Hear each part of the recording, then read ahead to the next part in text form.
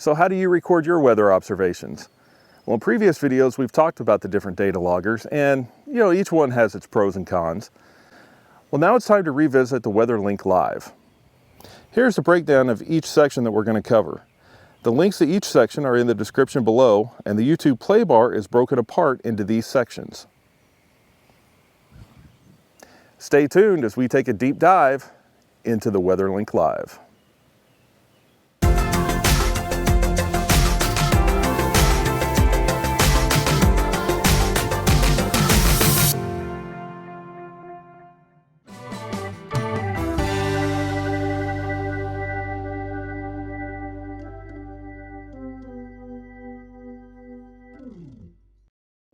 Now the WeatherLink Live, which I'm just going to call the 6100 from now on, is the most recent data collector that Davis has released. Now at the time of recording this video, it's been out for just over 2 years.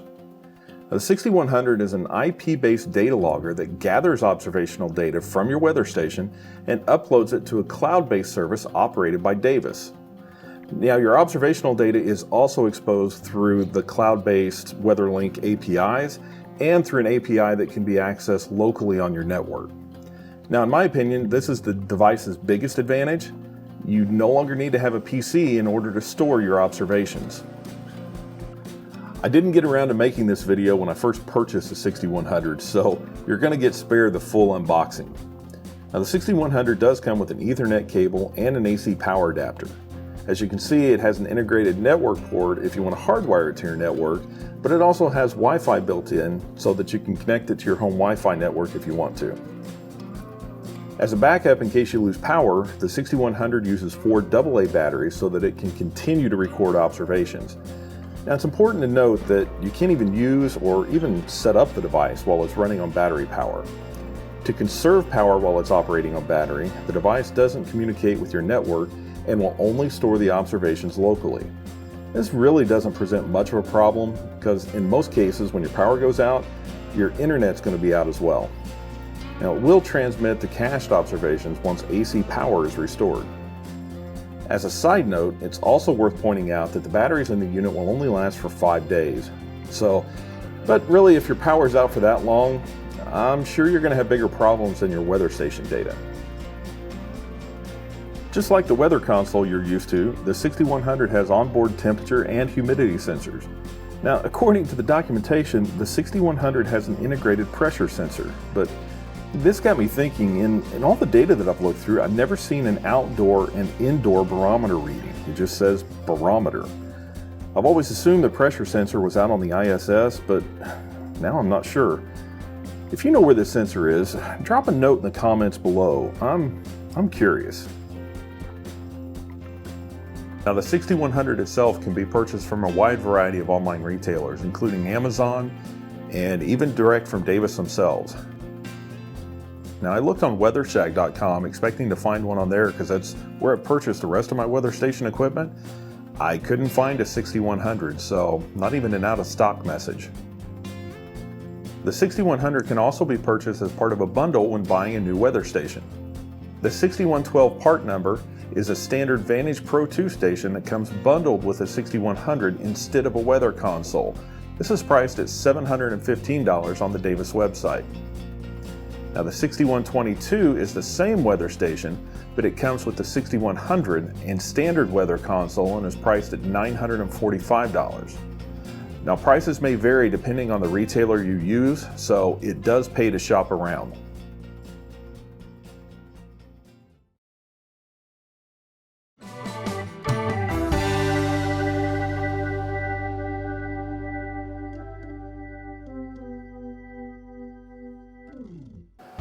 All of the configuration for the 6100 is done through the Davis mobile application. I'm demonstrating this on an iPhone, but the process is very similar on an Android device. First, let's go to the App Store, search for the free WeatherLink app, and get it installed. When you first open the application, you will have to log in. Now, if you don't already have an account, it's free to make one, and it takes just a few seconds to complete the registration process. Once you're logged in, click on the person icon in the upper right hand corner to go to your account so we can get started adding the device. Now to add the device, simply click the Add button next to the Devices label. Now you'll see the device list pop up, select WeatherLink Live, and the application will begin a step-by-step process that will walk us through adding the device. Go ahead and plug in your 6100 to AC power. With the device powered up, a blue light on the front of the device will start blinking. With Bluetooth enabled on your phone, you may get a prompt to allow the WeatherLink app to use Bluetooth. You're going to have to tap OK here. Next, enter the name for the weather station. Now don't worry, if you're suffering from creator's block, you can always go back and change this later. As you are entering the name, you will see two fields below. This lists the device's DID number, which is just its MAC address, and the date in which it was activated. Once you have entered a name, tap Next. Now the app will determine your location and display it on a map for you. Now if it's not quite right, you can tap and hold the pin to move its location. Oh, now this is my favorite part, the terms and conditions. I always make sure to read this carefully. Make sure my wife gets a copy of it too so we can read it together. This helps protect you and makes for a great evening of family fun. Now we wait while the application registers your device with Davis. Now for me, this did take about a minute or so to complete. Now we begin setting up the device to work on our internal network. Like I talked about earlier in the video, you can either hardwire the device or configure it to use your Wi-Fi network. Now for me, I'll be using Wi-Fi. Next, the application will scan for nearby wireless networks. Now mine is listed at the top, so I'll go ahead and select it. Now, enter the password for your wireless network and select Next.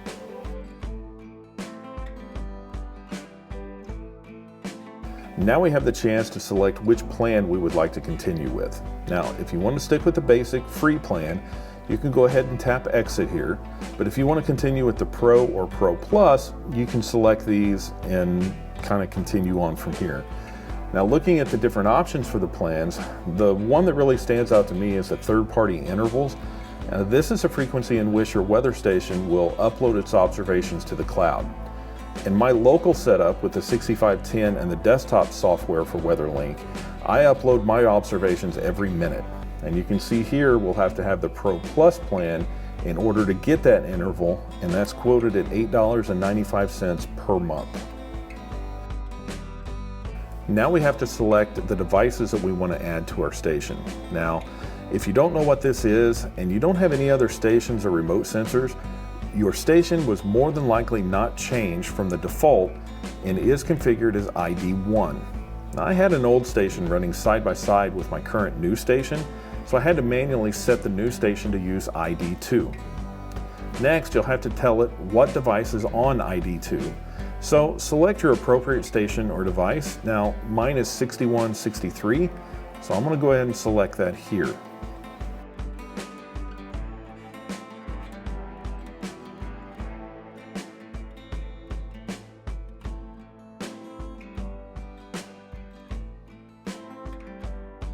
Now for the station name, I'm just going to be totally original here, and I'm going to go ahead and put in the name of the station that I configured under my WeatherLink software. I just couldn't think of anything else to put here. Now for my setup, I'm going to go ahead and add a sensor transmitter because my wind sensor is actually configured to use a remote transmitter, and it's separate from the ISS. This may or may not apply to you.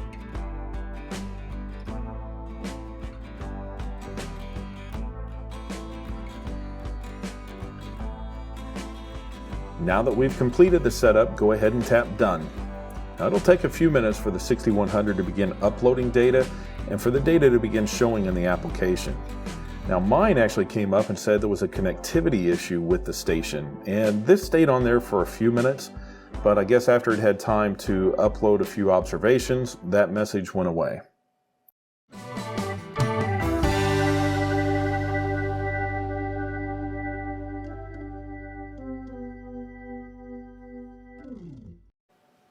Okay, to get started with viewing your observations from your WeatherLink Live device, open up a web browser and let's go to www.weatherlink.com. Now it's going to ask you to log in, username and password. These are going to be the same credentials that you used when you configured your WeatherLink Live device. Go ahead and enter those in and hit log in. Now the user interface on this is great, very modern. You can see all the common data points that you have. You've got temperature, all your wind related data points, your solar radiation, your UV sensor if your weather station does have those, humidity, barometer, it's all on there. If you've ever seen the desktop software, it's very similar to that, but without that 1990s appearance. All the same data is there, and it's just presented in a lot more modern, more efficient way. And you can also change the view if you don't like that, go more of just kind of a data oriented with no graphics. You can switch that back. Now if you have a pro upgrade, you can go to chart and you can chart different data points for your weather station. So if I wanted to chart the high temperature, you can see the ups and downs of the temperature readings. Now if we move over to the data tab, and you can see the data points that were uploaded here. We're on the current day. You can see we're uploading every 15 minutes. These are all your different data points, all your temperature readings, barometer, temperature, UV, and radiation. So if you just wanted to get an overview and look at all the individual data points, this is a great place to do it. If you wanted to export the data, you can click the export up here, enter in an email address, and WeatherLink will compile that in a CSV file, which is a comma separated value file that you'll be able to download, open it up. You can open it up in a text editor or Microsoft Excel or Sheets. Now if we move over to map,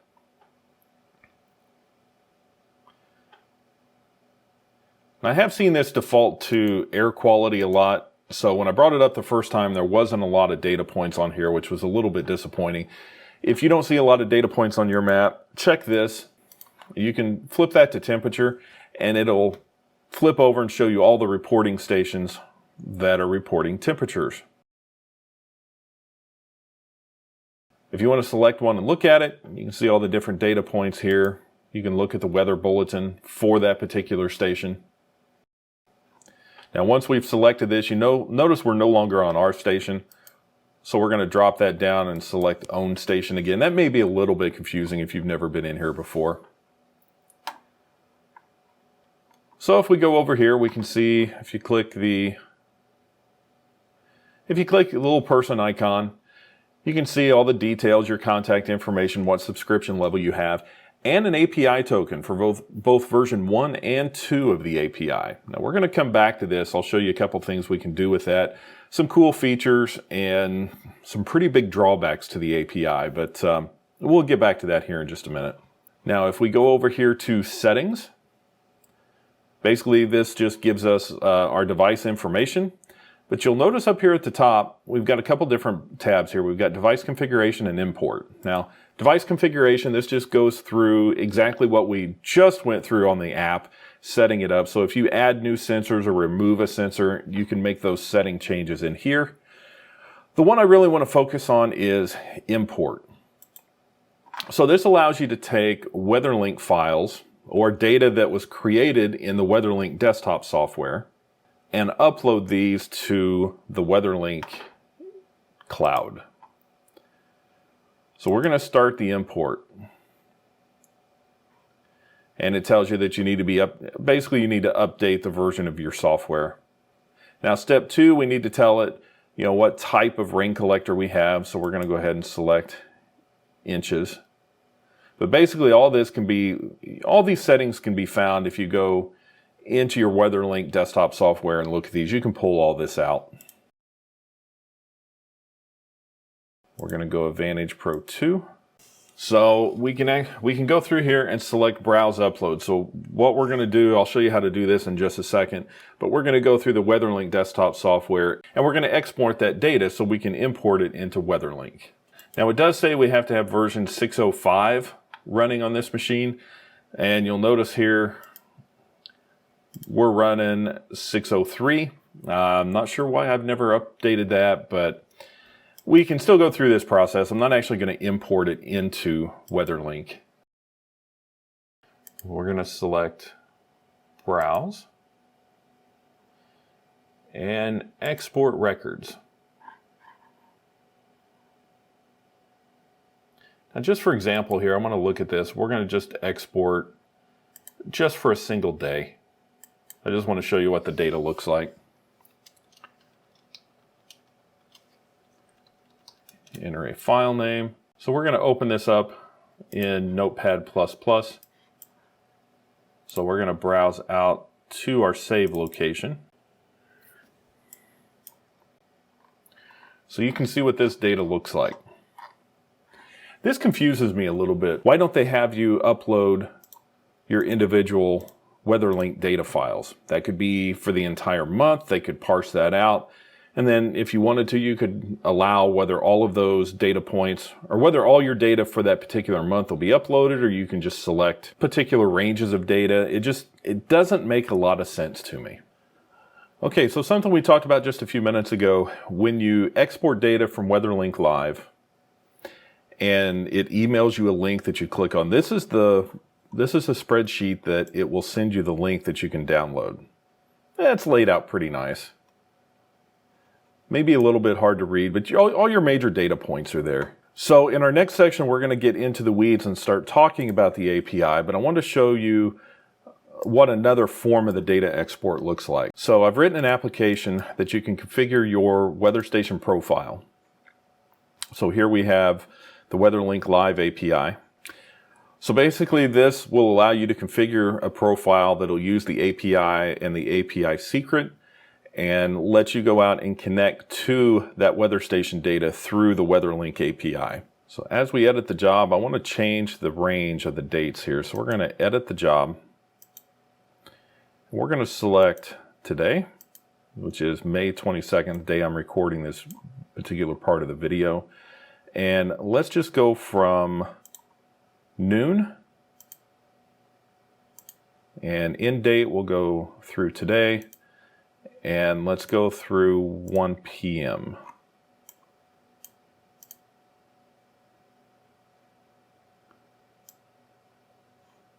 So I'm going to save changes, and I'm going to hit start.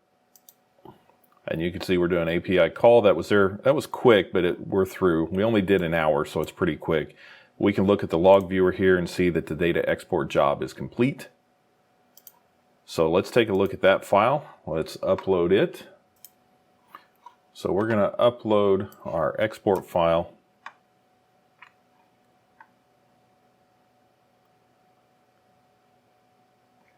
So you can see the sensor IDs, basically all the information about any particular sensor.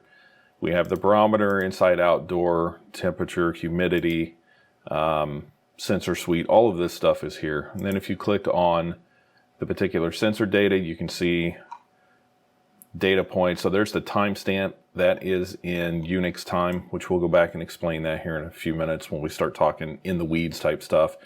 This is going to be our remote wind sensor.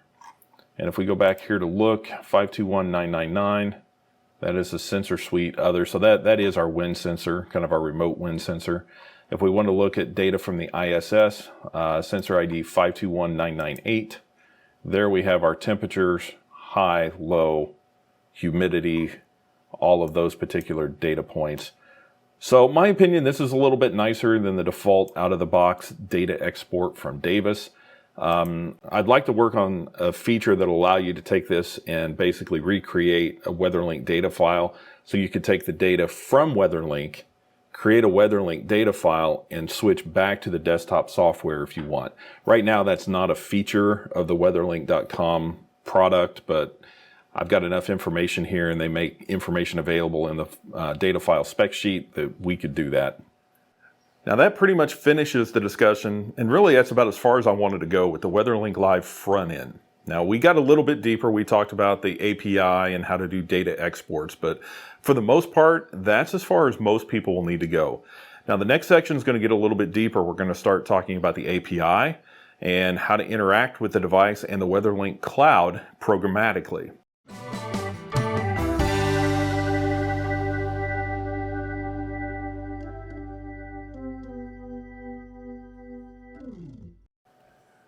API stands for Application Programming Interface. Now an API is a connection between two applications to communicate with each other.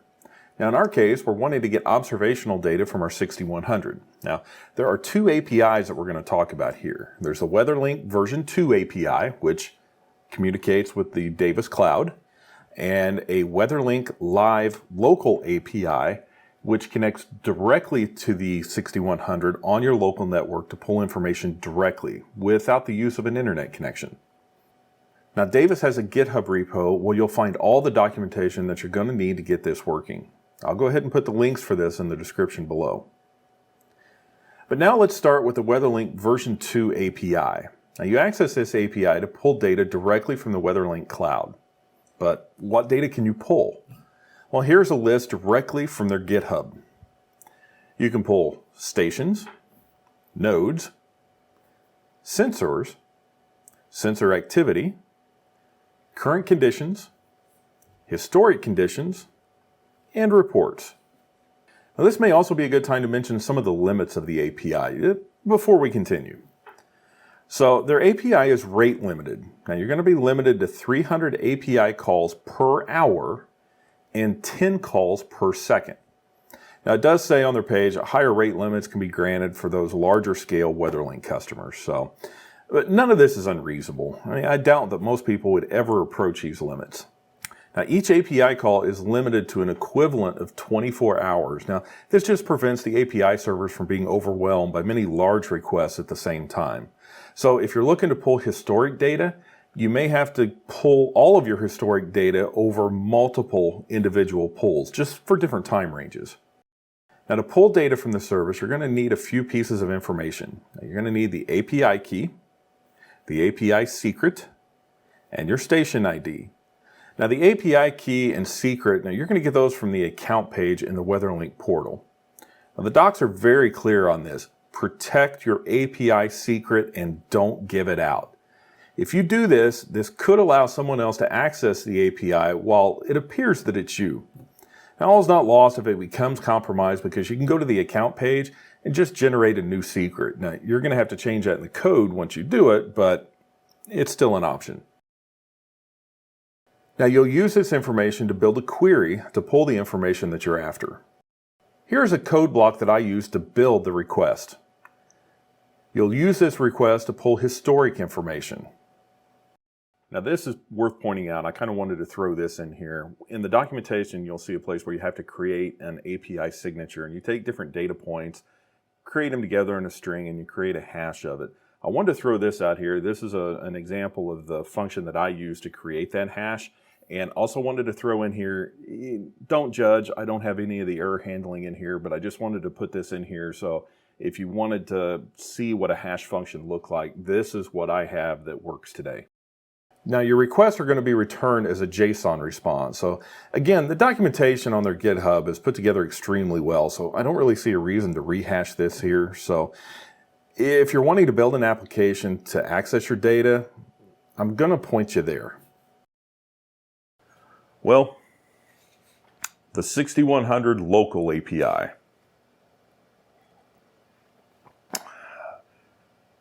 This will be a fun one to talk about. So this is probably my biggest area of disappointment with the 6100 that I have.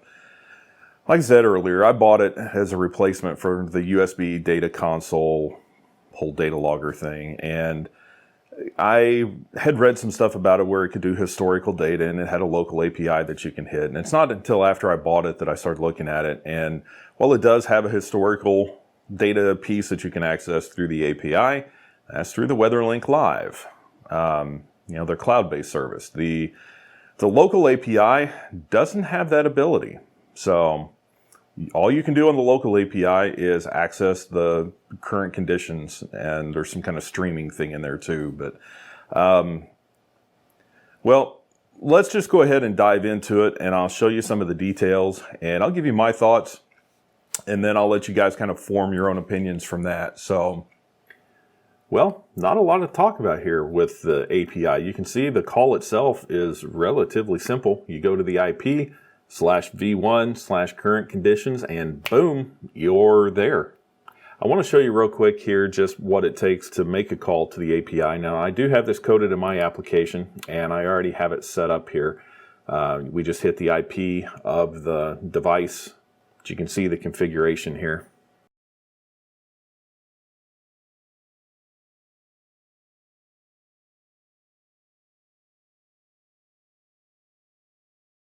So let's bring this down, select the profile, and you can see all we have is current conditions. We'll drop that in and hit retrieve.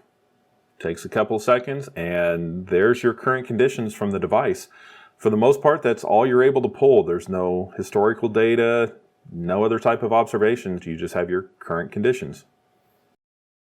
So I did want to talk about their GitHub page. There is an issue raised about a feature request for archive data on the WeatherLink Live. And you can see this goes back to middle of 2020. Now, I've posted in here a couple times, and you can see up until recently, they've just kind of been saying, yeah, good idea, we'll look into that, et cetera, et cetera. Well, posted recently, not quite a month ago, and got a response.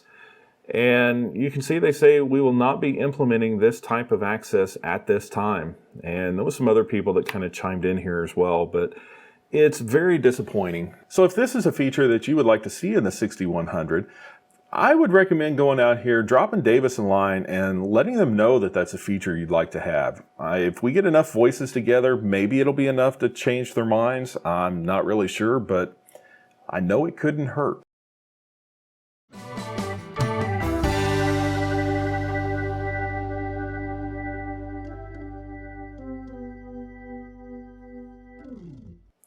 Well, so what do you folks think about this? Now, my personal thoughts are that I think that the 6100 is, for a large percentage of their user base, I think the 6100 is good. It offers a lot of the features that they don't have to have, a PC and stuff running at home all the time.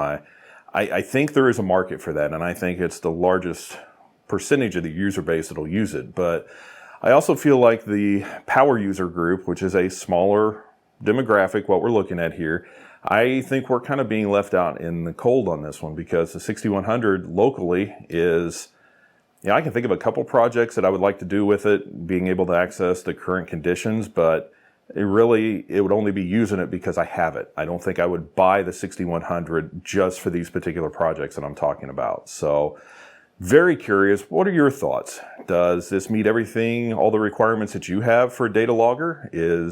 Or do you guys find the limitations of it the same as what I've seen? But put it in the comments below. I'd love to get a discussion going about this to see if I'm kind of an outlier here, or if there's more people that feel this way.